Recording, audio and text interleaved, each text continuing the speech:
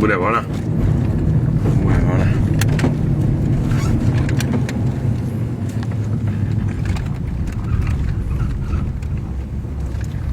Bude ona.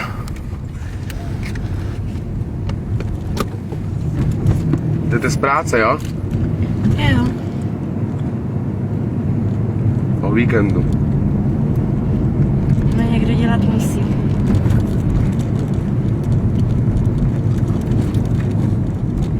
Co děláte, když se můžu zeptat?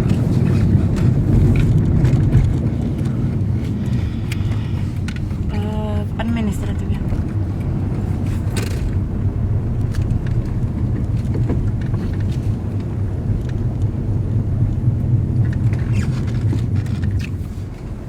Já to vemu s kratkou, jo? Jinou cestou. Kolik vám je let, když se můžu zeptat? Se dneska nějak nechci moc mluvit. 21, ale.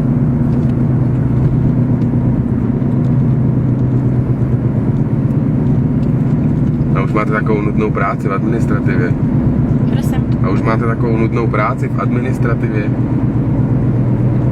A co je zábavná práce? Vás to baví? V kanclu? To ani ne, ale baví mě ty peníze. Co dělá přítel, když se můžu zeptat?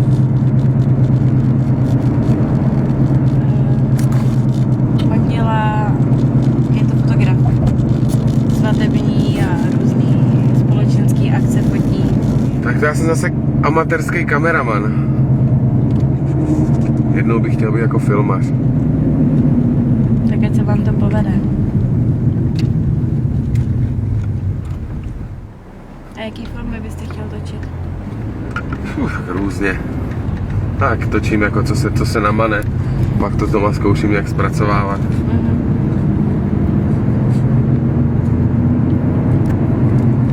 Bavily by mě horory. A nebo erotické. Ježišmarja. Co pak? Se nekoukáte na erotické filmy? S přítelem třeba? To je soukromá záležitost. To bych až tak zase nerozebíral. Každý dospělý se na to kouká. Jenom jsem se chtěla zeptat, já vás nechci urazit, ale jste si jistý, že jedeme správně? 100%. Protože já teda nevím, neznám vaši zkrátku, ale mně teda přijde, že jedeme nějaký jiný směr. Jedeme správně, vůbec se nemusíte bát. Já vám teda věřím, jo. Já docela spěchám, takže... Za 7 minut jste doma. Možná ani ne. Já teď mám to myslet fakt už vážně, jo. Já bych řekla, že opravdu jedete špatně. Ne, nebojte se, jedeme správně. Já to tady vůbec nepoznávám. 100% jedeme správně, jenom to jako objíždíme, ale kratší cestou. Mně se nechce stát na těch semaforech. Víte mi říct, kam jedete? No, hledám prostě nějakou tu zkratku, no. Vy jako někde, kde jsme? No, úplně se neorientuju, protože jste mě trošku jako rozhodila. Jo, tak já se vás rozhodila, aha. To je fakt neuvěřitelné. Víte co, opravdu, nechte mě tady, zastavte mi. Já si zavolám taxi. To bude úplně nejlepší, jo? No, děkuju.